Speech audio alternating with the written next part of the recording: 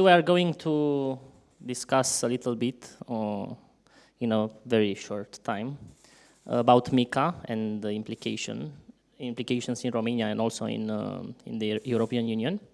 I am Bogdan. I'm partner at VD Law Group. Mainly, a big part of my activity is advising clients in crypto-related matters.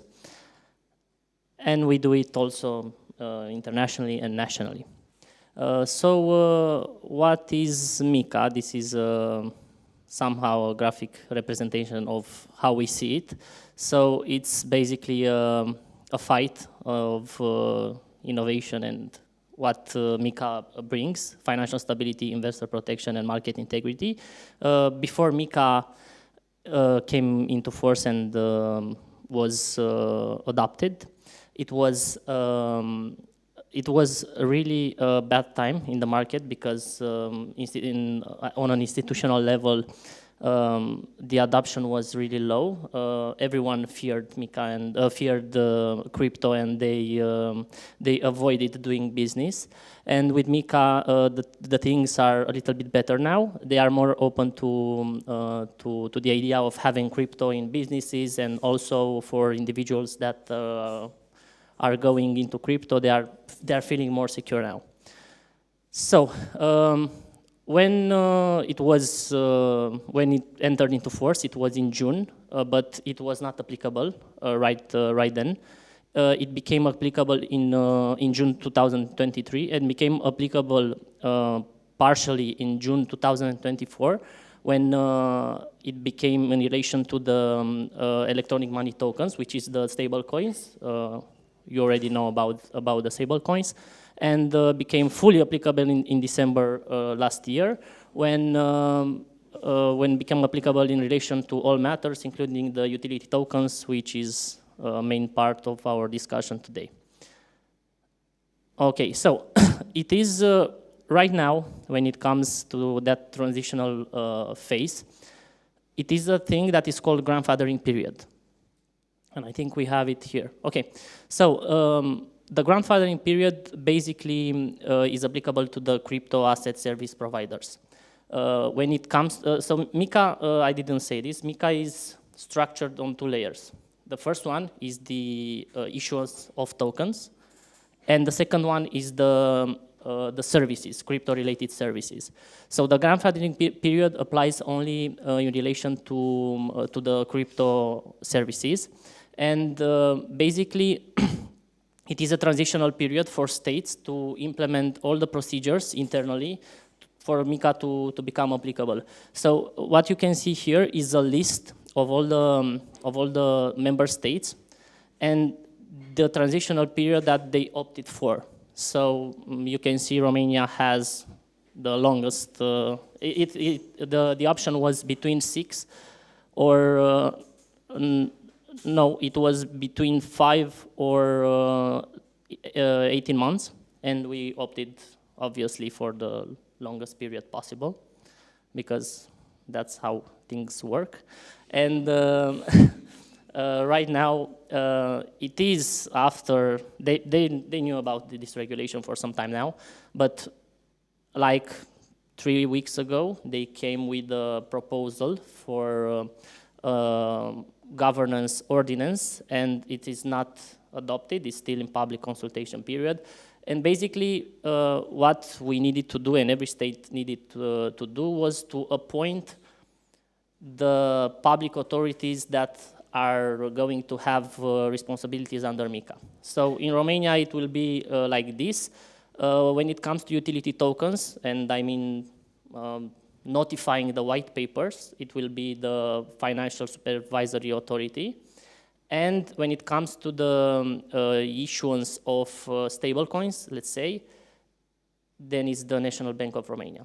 This is the rule in all member states. They are doing something like this. The financial authorities are supervising the utility tokens, and the national banks are going for the stable coins and asset reference tokens. Okay, so what does MiCA has a lot of terms, and also brings some definitions so we can understand those terms. So what is a crypto asset? MiCA says it's a digital representation of a value of a right that is able to be transferred and stored electronically using distributed ledger technology or similar technology. So basically everything. So it's a pretty broad definition. You can put there any asset that is using DLT technology. What is a utility token? A type of crypto asset that is intended to provide access to a good or a service supplied by its issuer. So it's not that different from before. It was, that's the definition of the utility token before MiCA. It was meant to provide access to some services or products. What is an electronic money token? And this is, this is a quite interesting one because electronic money token is basically the stable coin. And the interesting part is that as MiCA regulates, imposes some conditions, it's basically a e-money token. So you will need a proper electronic institution license to issue a stable coin.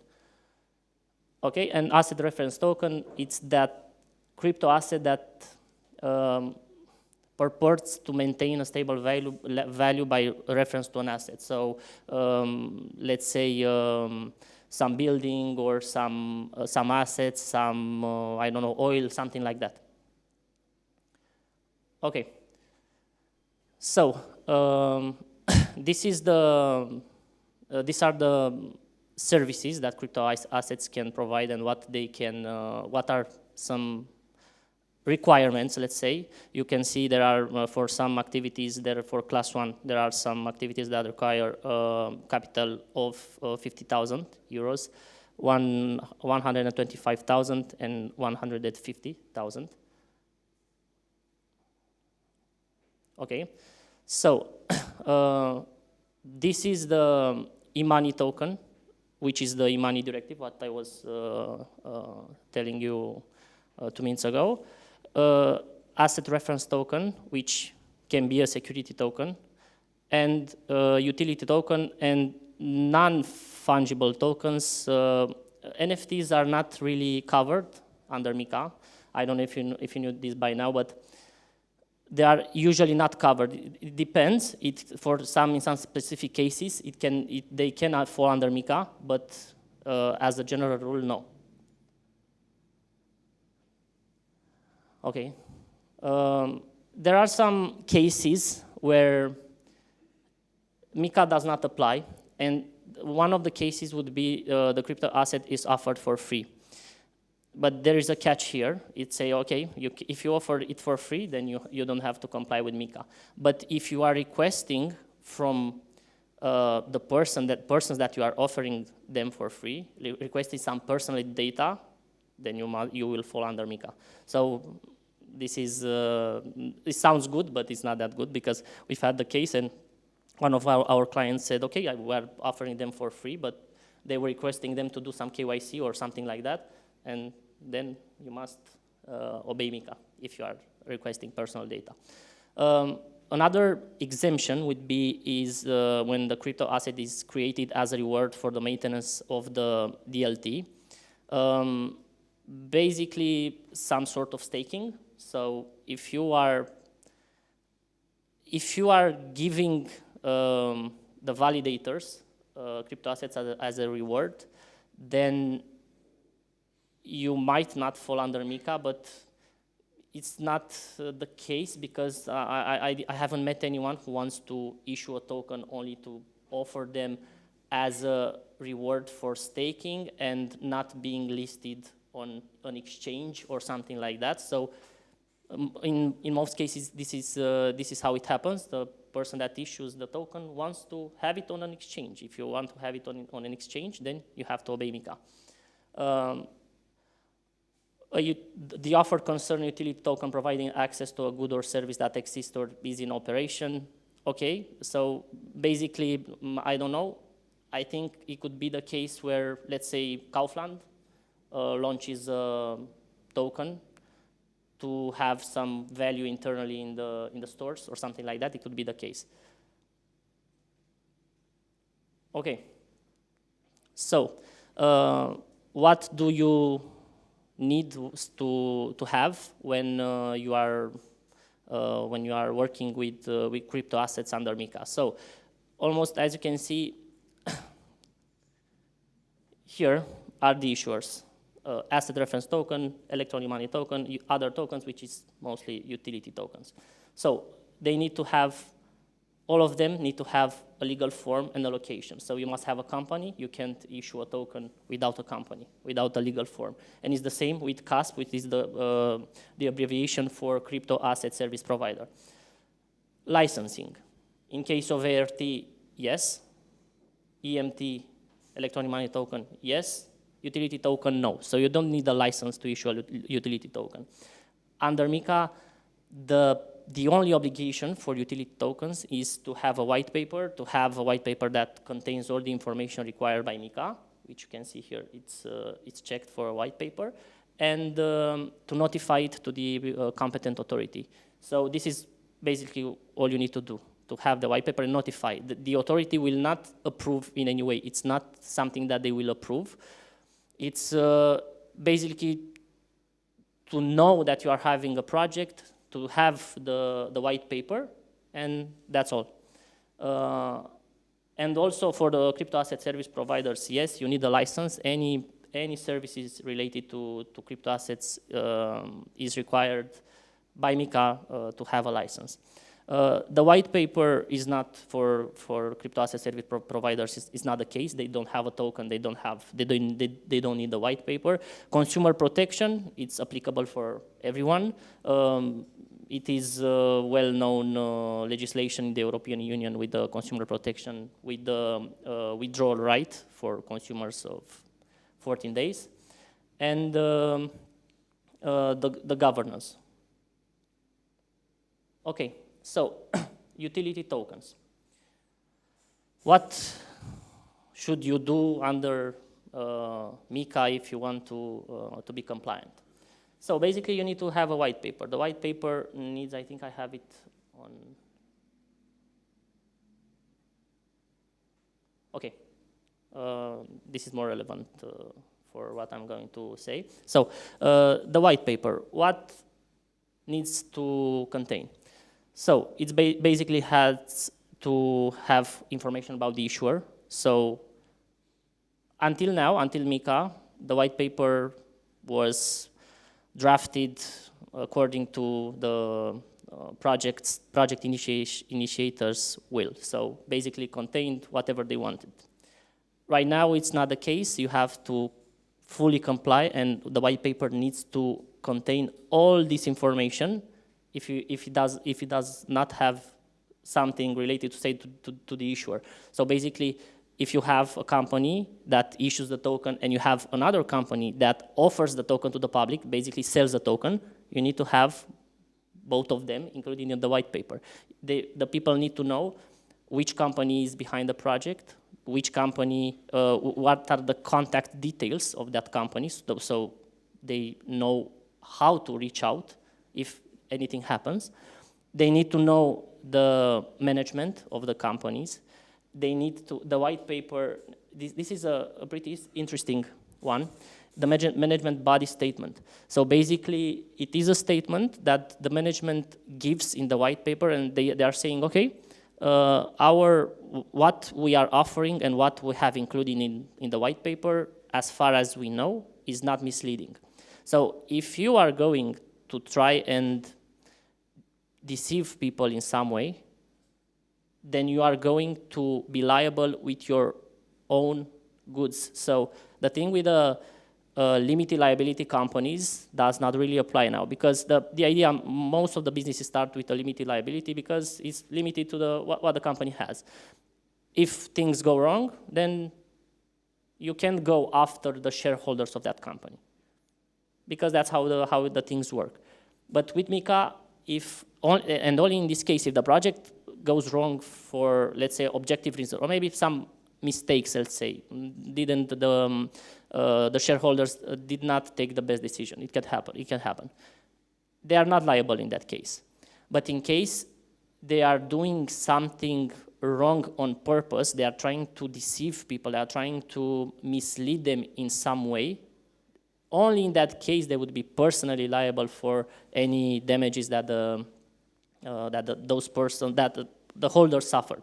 So it must have a summary. It must have really essential information about the project, what the project does and what the token does, what are the main characteristics. And in some cases, when it's, let's say in case of stable coins, a redemption procedure, so basically how they can change the tokens with real money. Okay, the risks, you need to inform them about everything in the white paper, the risk of liquidity, the risk of loss of value, everything. And climate impacts, as the European Union has used us with. Okay, so let's get back a little bit. So, in case of asset reference tokens, as I was saying, you need a license to issue it. So you need the white paper, but in this case, the white paper must be notified and must be approved, and a license must be issued, so you can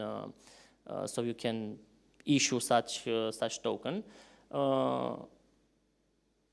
That's what I was saying. This is the case with all the tokens, not only the utility tokens. This must be included in the white paper of any type of tokens. Okay, it's the same with every token almost.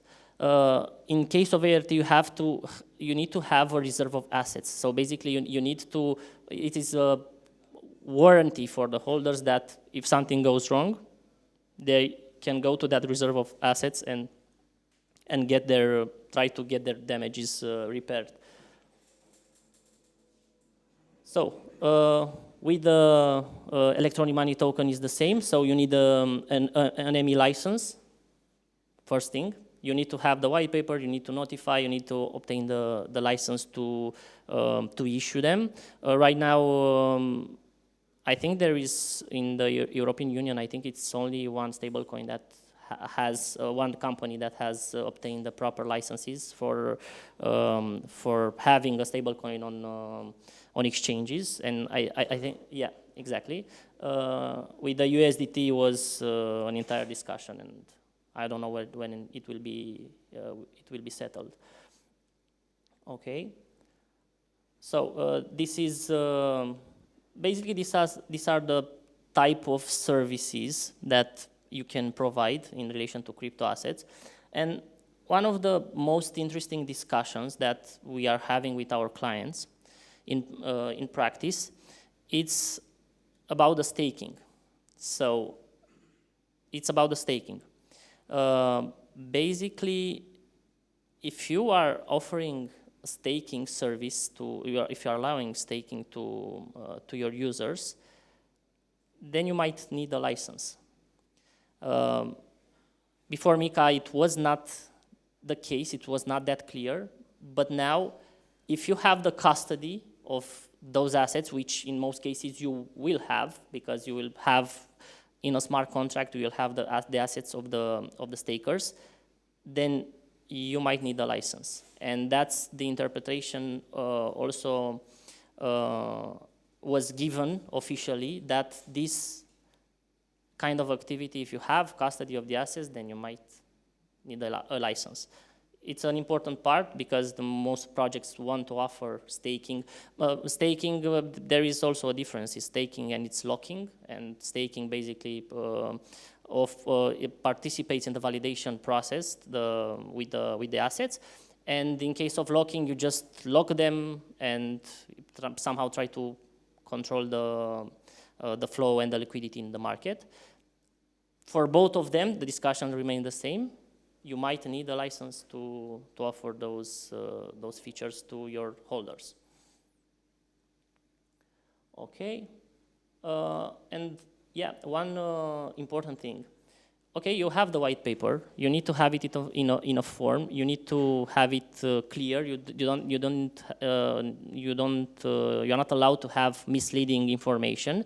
But this is the same with the marketing communication, and this happens a lot because often the people want to promote, to have a marketing on the project, and you can't have a white paper which is okay, it's compliant, but the marketing communication is okay, come with us, you will have a lot of money, but if you invest now, you will have or 10, you will do a lot of money with us. If you do it like this, then you are in breach of MiCA, and you will be also liable, what I was telling you about misleading and with your personal wealth.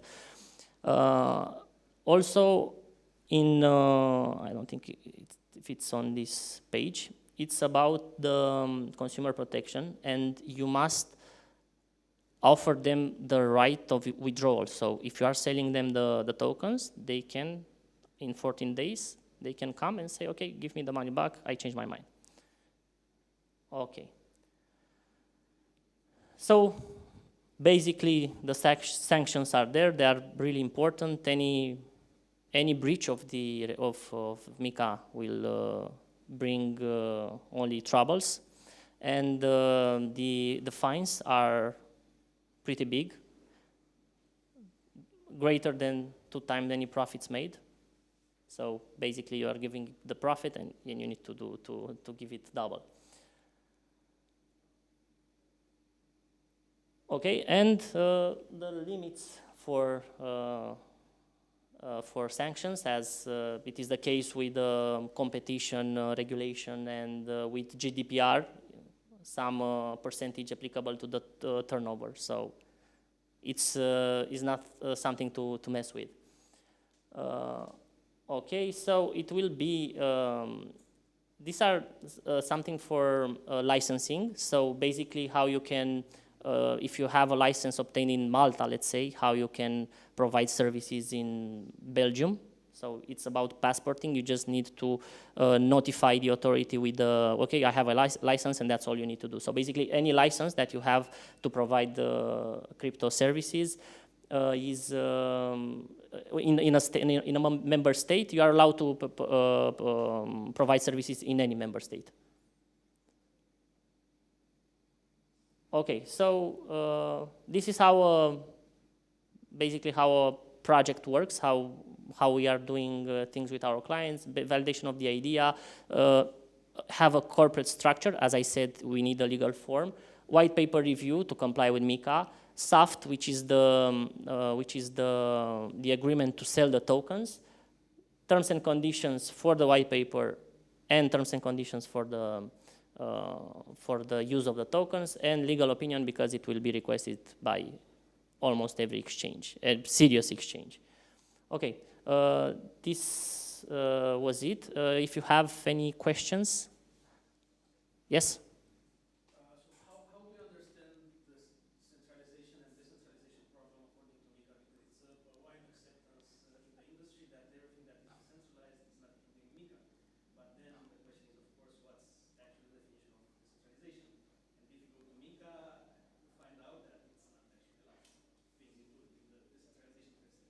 Yeah.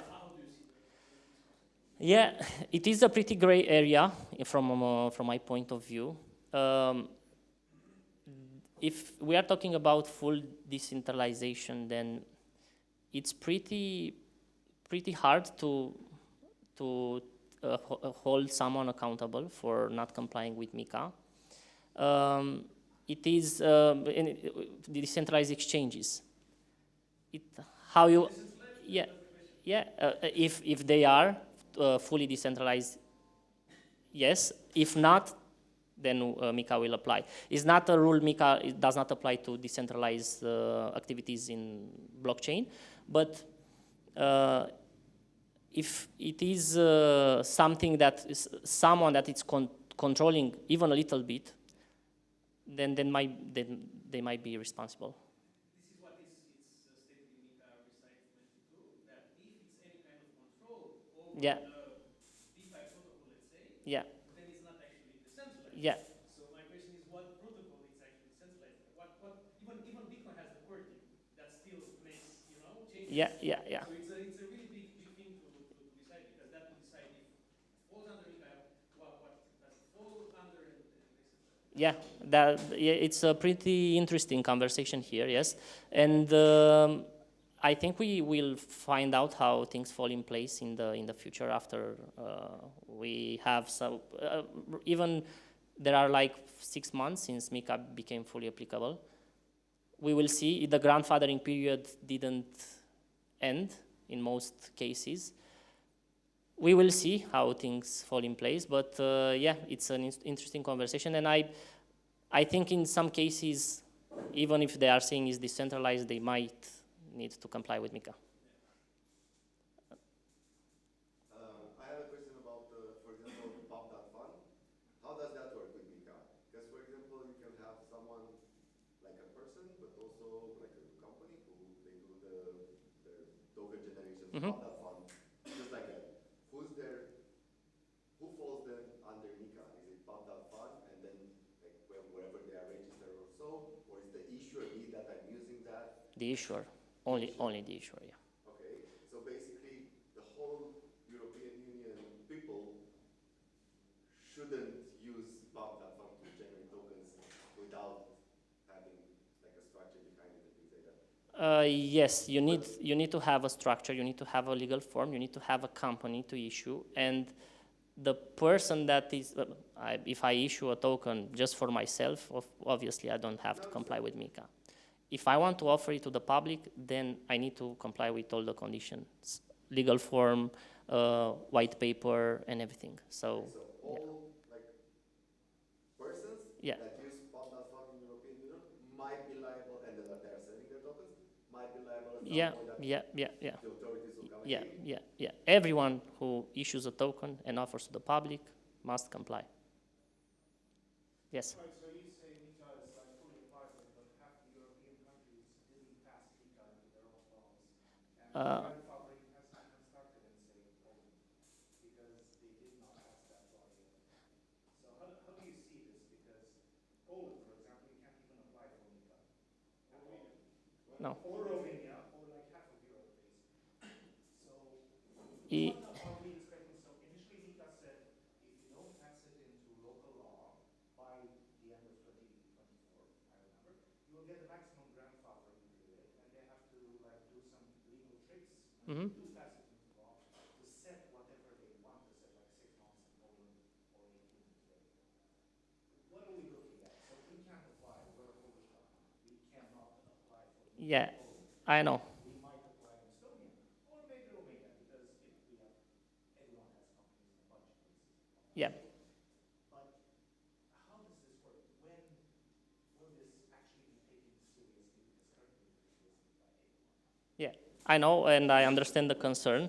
The main thing I would like to clarify here, MiCA is a regulation, so in the European Union, regulation apply directly in each member state, comparing to the directive, which must be implemented by a national law. So MiCA is fully applicable now in the European Union. And the question about the grandfathering period, it's only applicable, let's say, in a discussion with the crypto asset service providers, because that is the issue. Because as of now, if I issue a token today, I must comply with MiCA. There is no discussion in any member state of the European Union. And with the grandfathering period, yes, we had the same issue here in Romania. Right now, if I want to issue a token in Romania and I want to notify it, I don't have any authority to notify it to. We were having some jokes between us at the office. We were saying, okay, where do we notify? We don't know. We don't know. Every authority in Romania will get our white paper notified. They will receive it and they will ask, what is this? Oh, we don't know where to notify it. Yeah.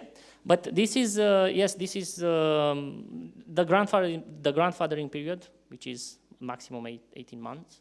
So they have this deadline to comply with. There are some states that opted for a shorter period. You can look up there and go obtain the licenses there. It can be an idea. But yeah, depends on the state. In Romania is the same as in Poland. I have another question based on that and this discussion that there is no authority to notify, but still MiCA is in place. How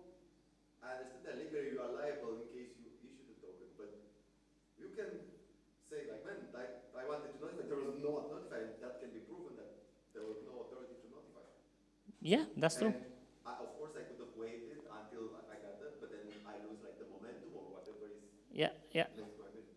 So will people be like persecuted for this like grandfathering period where there was no authority?